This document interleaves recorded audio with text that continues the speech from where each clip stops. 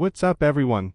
Welcome back to Meta Grounds. Today we're talking about a game that doesn't just let you play as a samurai, it makes you feel like you've stepped through time into feudal Japan. A game so stunning, so perfectly crafted, that it might just be the greatest open-world experience ever created. I'm talking about Ghost of Tsushima, and by the end of this video, you'll understand why this masterpiece deserves to be in the conversation for greatest game of all time. But stick around, because the most mind-blowing details are coming at the end. Picture this. It's 1274. The Mongol Empire, fresh off conquering most of the known world, sets its sights on Japan. Their first target, the island of Tsushima. You are Jin Sakai, one of the last surviving samurai, and you're faced with an impossible choice.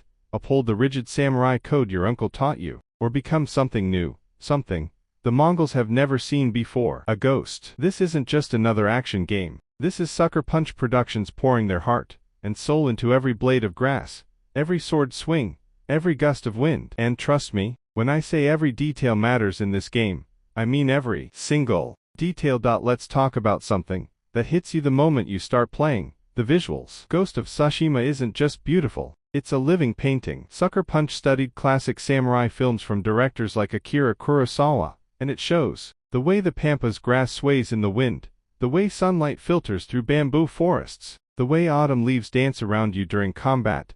This game is a visual symphony. But here's what elevates it beyond just looking pretty: its functional beauty. See that golden bird? Follow it to a hidden location. Feel that wind direction change. It's guiding you to your next objective. No minimap clutter, no UI breaking immersion, just you, the island, and nature itself as your guide. The game literally makes the environment your compass. And it's genius. And we haven't even talked about Kurosawa Mode yet.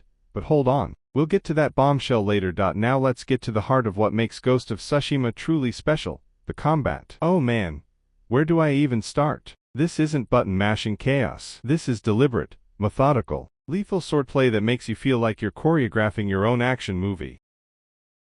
You've got 4 stances: stone, water, wind, and moon, each designed to counter specific enemy types. Facing shield bearers, switch to stone stance and watch as you shatter their defenses. Fighting spear masters, water stance flows around their attacks like, well, water. The combat is this beautiful dance, where you're constantly reading your opponents, adapting, and striking with precision. But here's where it gets insane: the standoff system. You can challenge enemies to a traditional samurai duel, and if you time it perfectly, you can cut down multiple foes before the real fight even begins. The tension, the focus required, the payoff when you nail it, absolutely electric. And as Jin's journey darkens, as he embraces his role as the ghost, you unlock brutal ghost weapons: smoke bombs, kunai, explosive arrows, the legendary wind chime assassination technique. The game gives you the tools to be an honorable samurai, or a ruthless shadow warrior, and that choice is yours. But combat means nothing without a story worth fighting for, and Ghost of Tsushima delivers. Jin's internal conflict between honor and survival creates this emotional tension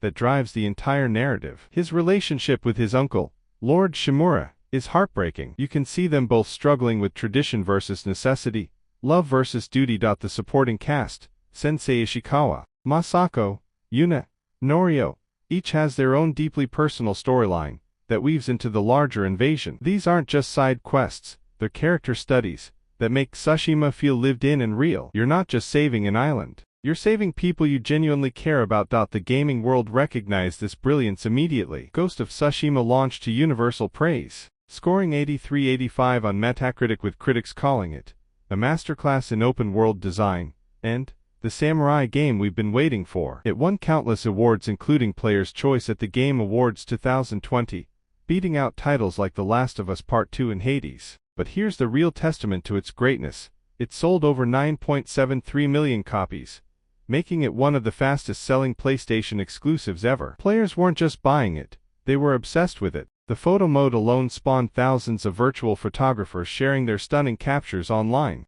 Now here's something most people don't talk about enough: Ghost of Tsushima is genuinely educational. Sucker Punch didn't just make a game, they created an interactive museum of 13th century Japanese culture. The architecture you see, based on actual historical records of Kamakura period Japan. The haiku composition mechanic teaches you about traditional Japanese poetry structure. The Shinto shrines, Buddhist temples, hot springs, all historically accurate representations of the era's spiritual landscape. The game captures the essence of Bushido, the way of the warrior, showing both its nobility and its limitations when facing an enemy that doesn't play by the same rules. You learn about the samurai class structure, the role of honor in society, the historical Mongol invasions led by Kublai Khan. Young players are literally absorbing Japanese history while having the time of their lives. Even the music, composed by Ilan Eshkari with traditional Japanese instruments, is an education in itself. The shakuhachi flute, taiko drums, shamisen,